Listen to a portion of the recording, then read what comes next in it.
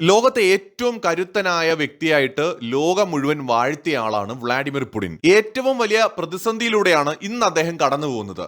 Vladimir Putin ഇപ്പോഴും കരുത്തനായ ഒരു ഭരണാധികാരി തന്നെയാണ്. പക്ഷേ യുക്രൈൻ യുദ്ധം അദ്ദേഹത്തിന്റെ കരുത്ത് ചോർത്തുക മാത്രമല്ല, റഷ്യയുടെ ഭാവിയെ തന്നെ കാര്യമായി ബാധിക്കുകയാണ്. ഇന്ത്യയുടെ പ്രധാനമന്ത്രി നരേന്ദ്രമോദിയെ കുറ്റം പറയുന്നവർ മനസ്സിലാക്കേണ്ട ചില വസ്തുതകളുണ്ട്. വ്ളാഡിമിർ പുടിന് സംഭവിച്ചതുപോലെ ഒരു കെണി നമ്മുടെ മുമ്പിലും പലപ്പോഴും വന്നതാണ്. അതിലൊന്നും കുടുങ്ങാതെ രാജ്യത്തെ ശക്തമായിട്ട് നരേന്ദ്രമോദി മുന്നോട്ട് നയിക്കുന്നതിന്റെ പിന്നിലെ യാഥാർത്ഥ്യങ്ങൾ നമ്മൾ മനസ്സിലാക്കേണ്ടതുണ്ട്. അതോടൊപ്പം തന്നെ നാളെ പുടിൻ എന്തെങ്കിലും ഒന്ന് സംഭവിച്ചു പോയാൽ, ഇന്ത്യ റഷ്യ ബന്ധത്തിൽ കാര്യമായ എന്തെങ്കിലും ഒരു വിള്ളൽ വീണു പോയാൽ എന്തായിരിക്കും ഇന്ത്യയുടെ മുന്നോട്ടുള്ള ഭാവി എന്നതിനെക്കുറിച്ച് ഇന്നേ നരേന്ദ്രമോദിക്ക് പ്ലാൻ എയും ബിയും സിയും ഒക്കെ ഉണ്ട്. കൃത്യമായ ദീർഘവീക്ഷണത്തോടെയാണ് അദ്ദേഹം ഈ രാജ്യത്തെ മുന്നോട്ട് നയിക്കുന്നത്. ഈ വീഡിയോയ്ക്കകത്ത് അതിനെക്കുറിച്ചാണ് നമ്മൾ മനസ്സിലാക്കാൻ പോകുന്നത്. എന്താണ് റഷ്യക്ക് സംഭവിച്ചത്? സത്യത്തിൽ നാറ്റോ സഖ്യം റഷ്യയുടെ അതിർത്തികളിലേക്ക് വ്യാപിക്കുന്നതിലുള്ള ആശങ്കയാണ് യുക്രൈൻ യുദ്ധത്തിലേക്ക് റഷ്യയെ വലിച്ചിട്ടത്. സത്യത്തിൽ റഷ്യയെ പ്രതിരോധത്തിലാക്കാൻ അമേരിക്കയും പാശ്ചാത്യ രാജ്യങ്ങളും പ്രയോഗിച്ച ഒരു തന്ത്രമായിരുന്നു അത്. വ്ളാഡിമിർ പുടിൻ അദ്ദേഹം ഒരു ചാരപ്രവർത്തകനായിരുന്നയാളാണ്, വളരെ വലിയൊരു ഏജന്റ് ആയിരുന്നു അദ്ദേഹം. എന്നിട്ടും ഈ കെണിയിൽ അദ്ദേഹത്തിന് വീണു പോകേണ്ടി വന്നു. യുക്രൈൻ നാറ്റോയുടെ ഭാഗമാകാതിരിക്കാൻ വേണ്ടി അദ്ദേഹം തുടങ്ങിയ യുദ്ധം വർഷങ്ങളായിട്ടും അദ്ദേഹത്തിന് നിർത്താൻ കഴിയുന്നില്ല. കാരണം യുക്രൈന്റെ പുറകിൽ യൂറോപ്പും അമേരിക്കയും അടിയുറച്ചു നിൽക്കുകയാണ്. യുക്രൈനെ ഉപയോഗിച്ചുകൊണ്ട് അവര് റഷ്യയെ തകർത്തുകൊണ്ടിരിക്കുകയാണ്. റഷ്യയുടെ സൈനിക ബലവും സാമ്പത്തിക മേഖലയും തകർക്കുകയാണ്.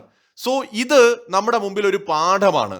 ഓപ്പറേഷൻ സിന്ദൂർ ഇന്ത്യക്ക് എവിടെ തുടങ്ങിയിട്ട് എവിടെ നിർത്തണമെന്നൊരു പ്ലാൻ ഉണ്ടായിരുന്നു. കാരണം അങ്ങനെ നമ്മൾ നിർത്തിയില്ലായിരുന്നുവെങ്കിൽ റഷ്യ പെട്ടുകിടക്കുന്നത് പോലെ നമ്മളും കിടന്നനെ. ഒന്ന് മനസ്സിലാക്കേണ്ടത്, ഇന്ത്യയെക്കാൾ ചൈനയേക്കാൾ വലിയൊരു സൈനിക ശക്തിയാണ് റഷ്യ. അമേരിക്ക കഴിഞ്ഞാൽ ലോകത്തിലെ ഏറ്റവും വലിയ ശക്തി. അമേരിക്ക ഏറ്റവും കൂടുതൽ ഭയക്കുന്ന ശക്തിയും റഷ്യയാണ്. ഏറ്റവും ആധുനികമായ ആയുധങ്ങളും ആണവ ആയുധങ്ങളും ഒക്കെയുള്ള ഒരു രാജ്യം. ആ രാജ്യം യുക്രൈനെ പോലെ ഒരു ചെറിയ രാജ്യത്തോട് വർഷങ്ങളായി യുദ്ധം ചെയ്തുകൊണ്ടിരിക്കുകയാണ്. ഇപ്പൊ സംഭവിക്കുന്ന എന്താണ്? റഷ്യയുടെ ഉള്ളിൽ തന്നെ വലിയ ആക്രമണങ്ങൾ അവർക്ക് നേരിടേണ്ടി വരികയാണ്. അവരുടെ എണ്ണപ്പാടങ്ങൾ ആക്രമിക്കുന്നു, എണ്ണ ശുദ്ധീകരണ ശാലകൾ ആക്രമിക്കുന്നു, എനർജി സോഴ്സുകളെല്ലാം ആക്രമിക്കുന്നു, വിമാനത്താവളങ്ങൾ ആക്രമിക്കുന്നു, മിലിറ്ററി ഫെസിലിറ്റീസ് ആക്രമിക്കുന്നു. ഡ്രോണുകളെ ഉപയോഗിച്ചുകൊണ്ട് യുക്രൈൻ നടത്തുന്ന നിരവധി ആക്രമണങ്ങൾ വിജയം കാണുകയാണ്. എണ്ണ സപ്ലയർ ആയിട്ടുള്ള റഷ്യക്ക് ഇന്ത്യയുടെ അടുത്ത് നിന്ന് എണ്ണ വാങ്ങേണ്ടി വന്നു. കാരണം അവരുടെ എണ്ണ ശുദ്ധീകരണ ശാലകൾ തകർക്കപ്പെട്ടു. ഈ അവസ്ഥയിലേക്ക് റഷ്യ എത്തുകയാണ്. കേവലം 14 കോടി മാത്രം ജനസംഖ്യയുള്ള, ഇന്ത്യയെക്കാൾ സ്വയം പര്യാപ്തതയുള്ള, ചൈനയുമായി അതിർത്തി പങ്കിടുന്ന, അടുത്ത ബന്ധം പുലർത്തുന്ന റഷ്യക്ക് ഇത്രയുമൊക്കെ പിടിച്ചു നിൽക്കാൻ പറ്റും. ചൈനയുടെ അടുത്ത് നിന്ന് അവര് സാധനങ്ങൾ ഇറക്കുമതി ചെയ്യുന്നുണ്ട്, ചൈനയുമായിട്ട് ബന്ധമുണ്ട്, ചൈനയ്ക്ക് എണ്ണ വിൽക്കുന്നുണ്ട്, ചൈനയുമായിട്ടുള്ള അവരുടെ റിലേഷൻ, അവരുടെ എക്കണോമിയെ സപ്പോർട്ട് ചെയ്യുന്നുണ്ട്. 14 കോടി ജനങ്ങളെ ഉള്ളൂ, വലിയ രാജ്യമാണ്, ധാരാളം പ്രകൃതിദത്തമായ നിക്ഷേപങ്ങൾ അവിടെ തന്നെയുണ്ട്, പിന്നെ സ്വയം പര്യാപ്തതയുള്ളൊരു രാജ്യം കൂടിയാണ്. സോ അവർക്ക് പിടിച്ചു നിൽക്കാം. ഇന്ത്യയാണ് ഇതുപോലെ 4-5 വർഷം പാകിസ്ഥാനോട് യുദ്ധം ചെയ്തുകൊണ്ടിരിക്കുന്നുവെങ്കിൽ നമ്മുടെ സാമ്പത്തിക മേഖലയൊക്കെ തകർന്നു പോയനെ. കാരണം നമുക്ക് 145 കോടി ജനങ്ങളുണ്ട്, നമുക്ക് സ്വയം പര്യാപ്തത പൂർണ്ണമായിട്ട് ഇപ്പോഴുമില്ല. അപ്പൊ നമ്മൾ വളരെയധികം പെട്ടുപോയനെ. അപ്പൊ ഇന്ത്യക്ക് കൃത്യമായിട്ട് അറിയാം എവിടെ തുടങ്ങിയിട്ട് എവിടെ നിർത്തണമെന്ന്. അതുകൊണ്ടാണ് റഷ്യ പെട്ടതുപോലെ പെടാതെ നമുക്ക് ഓപ്പറേഷൻ സിന്ദൂർ അവസാനിപ്പിച്ച് നമുക്ക് വിജയം കൊയ്യാനായിട്ട് കഴിഞ്ഞത്. ലോകത്ത് അതിവേഗത്തിൽ വളരുന്ന സാമ്പത്തിക ശക്തിയാണ് നമ്മുടെ ഇന്ത്യ. ഇന്ത്യയുടെ പല നേട്ടങ്ങളും നമ്മൾ പറയുമ്പോൾ ആ നേട്ടങ്ങളിലും ഉയർച്ചയിലും നമുക്ക് പണമുണ്ടാക്കാനുള്ള എന്തെങ്കിലും അവസരം വന്നാൽ അത് വിട്ടുകളയരുത്. പക്ഷെ കഴിഞ്ഞ വർഷങ്ങളിൽ ലോകശക്തികൾക്കിടയിൽ ഇന്ത്യ കരുത്ത് കാട്ടിയെങ്കിലും നിഫ്റ്റി 50 ഏതാണ്ട് 4% എന്ന നെഗറ്റീവ് റിട്ടേൺസ് ആയിരുന്നു നൽകിയത്. പക്ഷേ ഇന്ത്യയിലെ ഏറ്റവും ഫണ്ടമെന്റലി സ്ട്രോങ് ആയ 30 അണ്ടർ വാല്യൂഡ് കമ്പനികളുടെ ഇൻഡെക്സ് നോക്കിയാൽ കഴിഞ്ഞ വർഷം മാത്രം 15.4% റിട്ടേൺസ് നൽകിയിട്ടുണ്ട്. ബാങ്കുകൾ വെറും 5-6% റിട്ടേൺ നൽകിയ കാലയളവിലാണിതെന്ന് ഓർക്കണം. ചരിത്രം ആവർത്തിക്കുമെന്ന് പറയുന്നില്ല, എന്നാൽ ഈ ഇൻഡെക്സിൽ നിക്ഷേപിക്കുന്ന പണത്തിന് 100% ഗ്യാരണ്ടി നൽകുന്ന ഒരു അവസരം വന്നിട്ടുണ്ട്. അതാണ് ബജാജ് ലൈഫ് പുറത്തിറക്കുന്ന നിഫ്റ്റി 200 വാല്യൂ 30 ഇൻഡെക്സ് ഫണ്ട് എന്ന NFO. ഇനി ഏതാനും ദിവസങ്ങൾ മാത്രമേ ഈ NFOയിൽ ഇൻവെസ്റ്റ് ചെയ്യാൻ സാധിക്കുകയുള്ളൂ. അതിന്റെ ലിങ്കും കാര്യങ്ങളുമെല്ലാം നമ്മുടെ കമന്റിലും ഡിസ്ക്രിപ്ഷനിലും കൊടുത്തിട്ടുണ്ട്. നിങ്ങൾക്ക് അവിടെ കയറി കാര്യങ്ങൾ വായിച്ചു മനസ്സിലാക്കാം. അല്ലെങ്കിൽ കസ്റ്റമർ കെയർ വഴി മലയാളത്തിൽ സംസാരിച്ച് സംശയങ്ങൾ തീർക്കാം. അതിനുശേഷം താല്പര്യം തോന്നിയാൽ മാത്രം ഈ അവസരം ഉപയോഗിക്കാം. ഇവിടെ NAV 10 രൂപയാണ്. എത്ര വലിയ തുകയും നിങ്ങൾക്ക് ഇവിടെ ഇൻവെസ്റ്റ് ചെയ്യാം. നമ്മൾ പ്രീമിയം അടയ്ക്കുന്ന കാലയളവിൽ മരണപ്പെട്ടു പോവുകയാണെങ്കിൽ മാസ പ്രീമിയത്തിന്റെ 120 മടങ്ങ് വരുന്ന ലൈഫ് കവറേജ് നമ്മുടെ കുടുംബത്തിന് ലഭിക്കുകയും ചെയ്യും. തുടർന്നുള്ള പ്രീമിയം കമ്പനി അടയ്ക്കുകയും ചെയ്യും. ക്യാപിറ്റൽ ഗ്യാരണ്ടീഡ് ഓപ്ഷനും ലഭ്യമാണ്. പിന്നെ വർഷം തോറും 2.5 ലക്ഷം വരെ ഇൻവെസ്റ്റ് ചെയ്താൽ പോലും ലഭിക്കുന്ന ലാഭത്തിന് ടാക്സ് ഉണ്ടാവില്ല. പ്രവാസികൾക്കൊക്കെ കഴിയുമെങ്കിൽ മാസം 18,000 രൂപയൊക്കെ വെച്ച് ഇൻവെസ്റ്റ് ചെയ്താൽ 2 കോടി വരെയൊക്കെ റിട്ടേൺ സാധ്യത കണക്കുകളിൽ കാണുന്നുണ്ട്. പിന്നെ മറക്കണ്ട, ഈ NFOയുടെ അവസാന തീയതി അടുത്തു വരികയാണ്. ഇനി ഏതാനും ദിവസങ്ങൾ മാത്രമേ ഉള്ളൂ. ഇവിടെ 5 വർഷം ലോക്കിംഗ് പീരീഡ് ഉള്ള കാര്യം ഓർമ്മിപ്പിക്കുകയാണ്. അതുകൊണ്ട് അത്രയ്ക്കും കാലം തുടർച്ചയായി മാറ്റിവെക്കാൻ കഴിയുന്ന ഒരു തുക മാത്രം തിരഞ്ഞെടുക്കുക. റഷ്യയെ തളയ്ക്കാൻ ശ്രമിച്ചതുപോലെ ഇന്ത്യയെ തളയ്ക്കാനും നമ്മുടെ അയൽ രാജ്യങ്ങൾ ഉപയോഗിക്കാൻ ചില രാജ്യങ്ങൾ തയ്യാറാവും. ചൈനയും അമേരിക്കയും ഇക്കാര്യത്തിൽ ഒരുപോലെ പ്രവർത്തിച്ചേക്കാം ഭാവിയിൽ.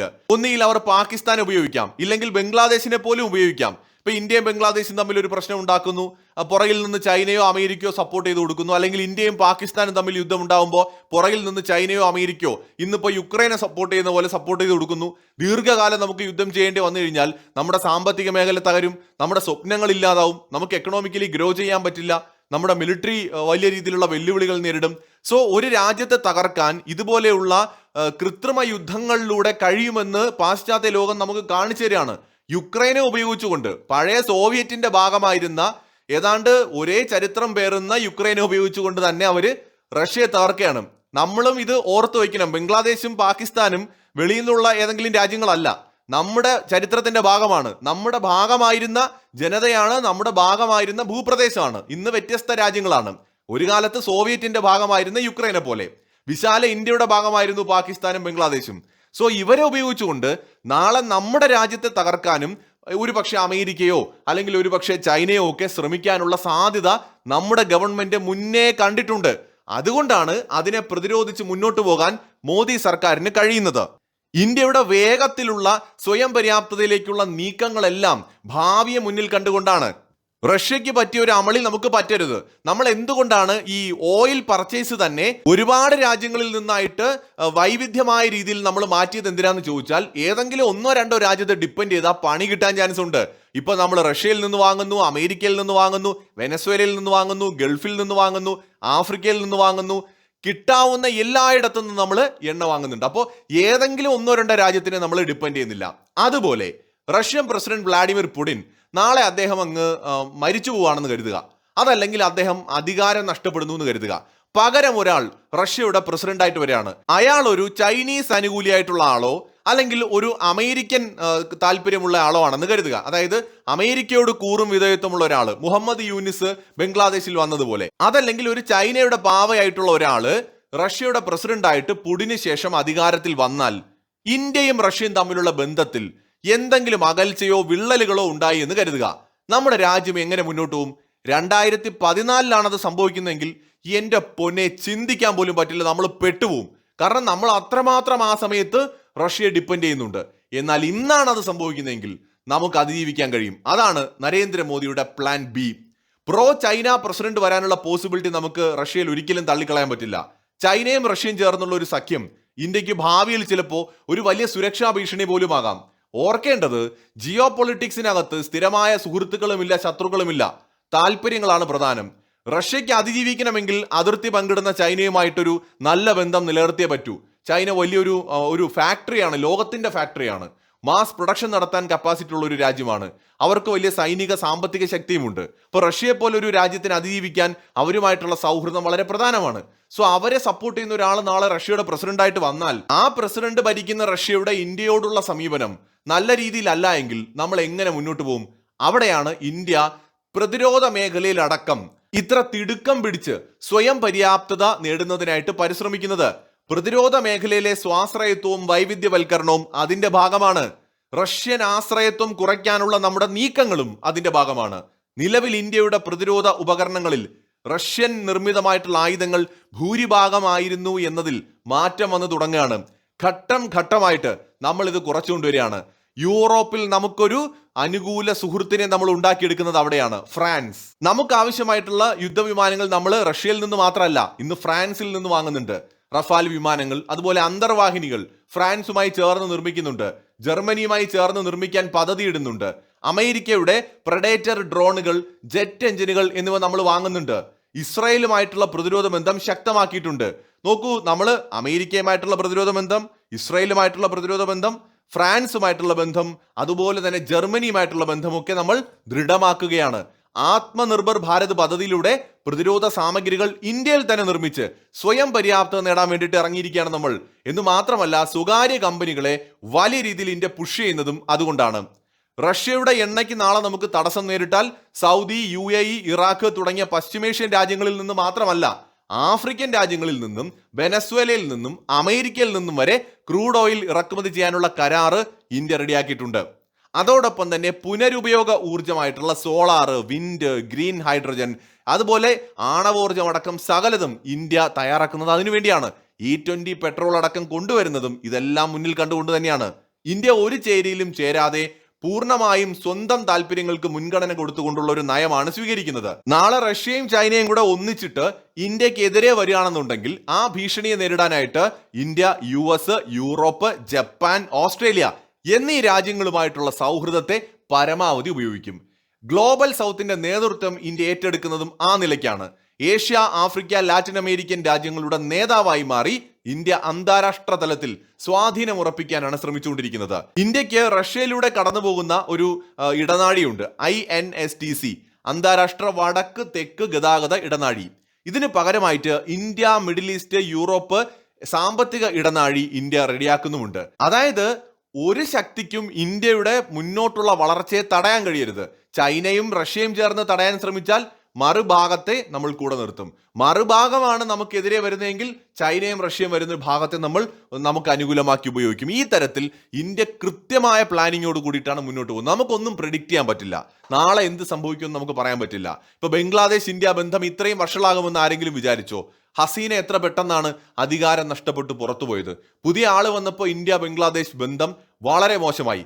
ക്രിക്കറ്റ് കളി നടക്കുന്ന സമയത്ത് ഇന്ത്യയും പാകിസ്ഥാനും തമ്മിലുള്ള കളിയിൽ ബംഗ്ലാദേശികൾ സപ്പോർട്ട് ചെയ്യുന്നത് നമ്മുടെ ഇന്ത്യയായിരുന്നു. അവിടെ നിന്നും മാറിയിട്ട് ഈ ഭരണമാറ്റം വന്നതോടെ അവർ ഇന്ത്യയെ എതിർക്കുന്ന നിലയിലേക്ക് കാര്യങ്ങൾ മാറി. ഇതൊക്കെ എപ്പോഴും സംഭവിക്കാം. അപ്പൊ ഇതെല്ലാം മുന്നിൽ കണ്ടുകൊണ്ടാണ് ഇന്ത്യ മുന്നോട്ട് പോകുന്നത്. നരേന്ദ്രമോദിക്ക് കൃത്യമായ ഒരു പ്ലാൻ ഉണ്ട്. അതുകൊണ്ടാണ് അമേരിക്കയും മോദി പിണക്കാത്തത്. അതുകൊണ്ടാണ് എന്തിനേറെ പറയുന്നു ചൈനയെ പോലും നമ്മൾ പിണക്കാത്തത്. കാരണം നമുക്കൊരു ലക്ഷ്യമുണ്ട്.